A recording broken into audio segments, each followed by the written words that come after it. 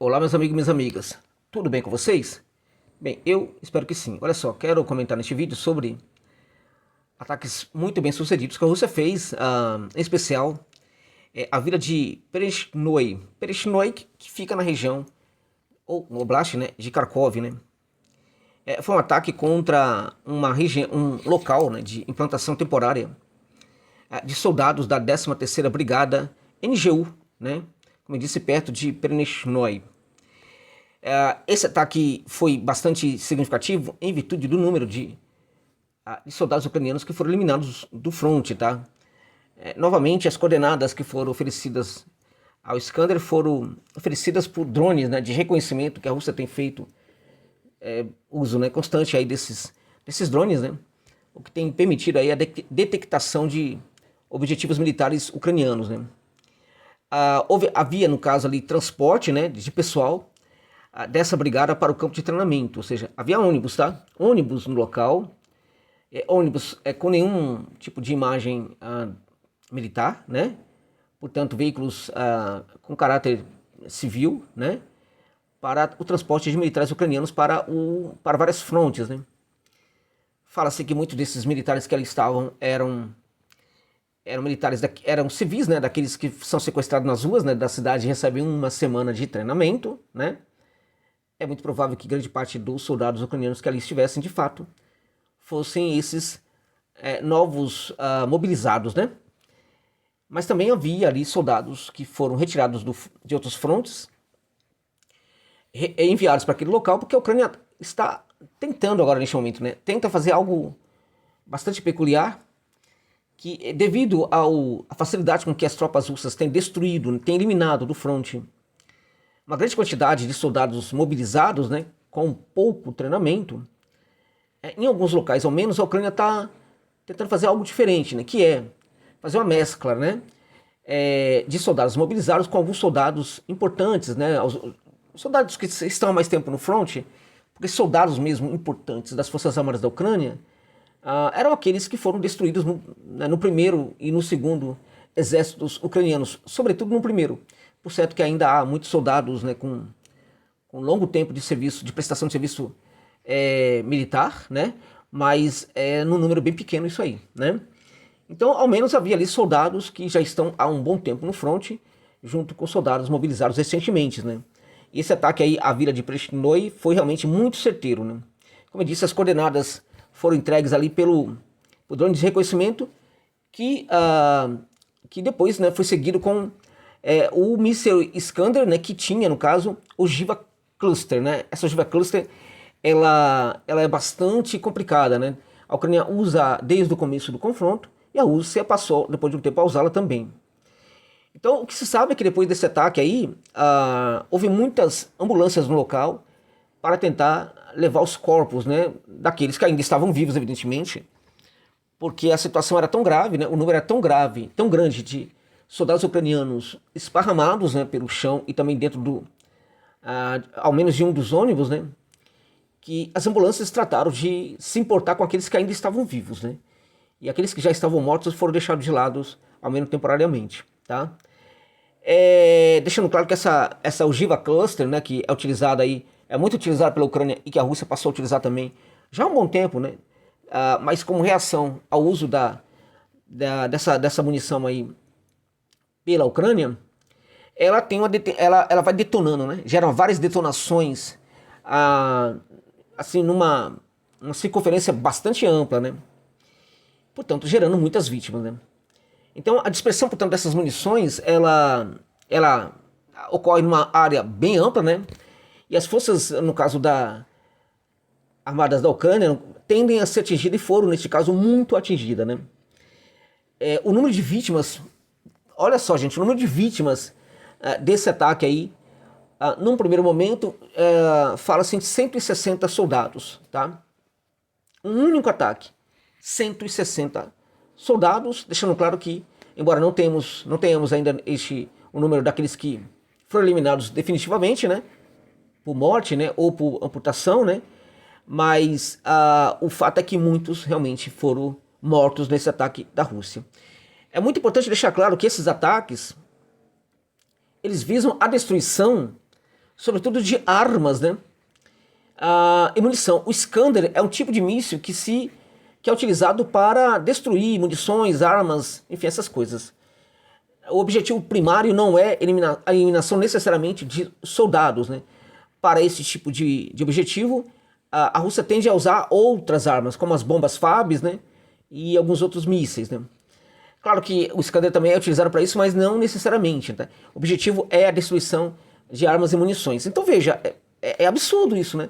Claramente que no local havia muitas munições, também muitas armas da OTAN, mas ainda assim 160 soldados eliminados do fronte neste único ataque é um negócio colossal. É realmente inacreditável, né? Veja, nesses 2 meses de ofensiva em Kharkov, assim, também é inacreditável o número de vítimas, assim como de armas destruídas, né? Veja, entendamos o seguinte, né? A invasão russa a Kharkov, a ofensiva russa a este Oblast, que fica no norte da Ucrânia, é uma ofensiva que compreende um território muito pequeno ali do Oblast, né? Não há muitos frontes em que as duas partes estão lutando, né? São poucas frentes. Então, o número que eu vou relatar aqui é um número muito alto para apenas 2 meses aí de combate, né? Então, fala-se, por exemplo, de no mínimo 15 mil baixas ucranianas entre mortos e feridos em 2 meses, somente ali nesses frontes em Kharkov. Passa de 15 mil, né? 15 mil militares ucranianos que foram eliminados do fronte nesses 2 meses em Kharkov. Foram destruídos 42 tanques, diversos tanques, 199 peças de artilharia, 195 tripulações de morteiros. A Ucrânia também precisa muito dessas armas e está perdendo em várias frentes, né? Também mais de 350 veículos e veículos blindados também de combate. 24 MLRS, né? Sistema também muito importante para a Ucrânia. 15 sistemas de defesa aérea e 11 estações de radar. Tudo isso que eu relatei em 2 meses naqueles poucos frontes que há no Oblast de Kharkov. É terrível, né? Como a gente pode imaginar, né? Bem, na direção de Zaporizhia, gente, lá no Oblast de Zaporizhia, as Forças Armadas da Rússia lançaram um ataque, uma série de ataques, né? A cidade de Orekhovo, né? Ou Orekhovo, né? Como você preferir aí a pronúncia, né? Como eu disse, que fica em Zaporizhia, né? Ali também havia locais de implantação de soldados ucranianos que seriam destinados para vários frontes, né? A Ucrânia enviara, neste caso ali, reservas, né? Os soldados que ali estavam eram soldados da reserva.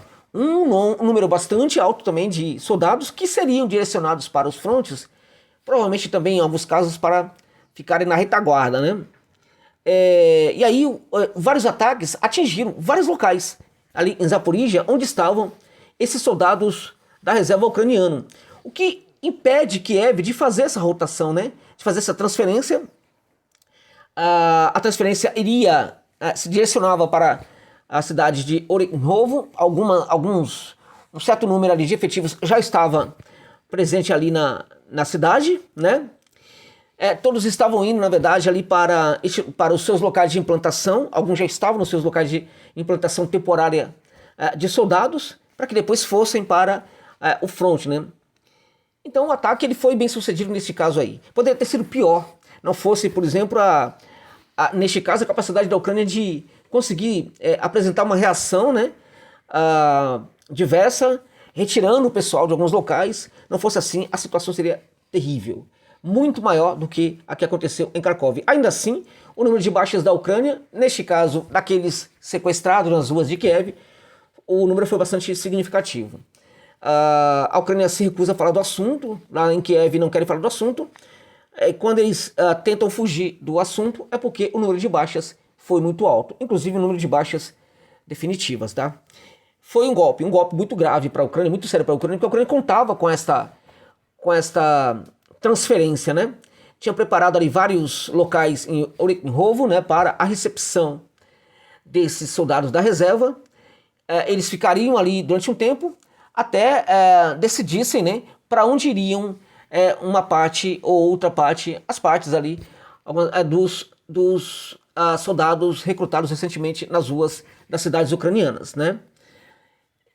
A Ucrânia está utilizando-se, neste momento, está tentando se utilizar de uma prática que é enviar para os mesmos locais aqueles soldados que são das mesmas cidades, por exemplo. Se eles forem do mesmo bairro, ainda mais, né? Em teoria, para enviar pessoas que se conhecem, porque em teoria isto geraria ali uma situação de maior solidariedade entre os soldados e também isso poderia favorecer na luta contra os russos, né? Então, assim, o que se fala também é que neste local em Orikhovo, né? Esses locais de implantação temporária de soldados que serviriam para as reservas, quem é que estaria ali para receber esses soldados, né? Membros dos batalhões ultranacionalistas ucranianos, né? Provavelmente para completar aí a preparação desses jovens e novos soldados, né? E depois enviá-los para o fronte. O que significa que alguns deles também foram eliminados da face da Terra. E quando eles são eliminados da face da Terra, o mundo ganha muito com isso, né? Então é isso, meus amigos. Muito obrigado pela gentileza de ficarem comigo neste vídeo até o final. Meu forte abraço carinhoso, terno, para você, meu irmão e minha irmã que está na África, né? A mãe África, que é a mãe de todos nós, também para você que está na Europa, na Ásia, na Oceania, aqui na América Latina, aqui no Brasil, aqui no estado de São Paulo, aqui na cidade de São Paulo. Tá bom, gente?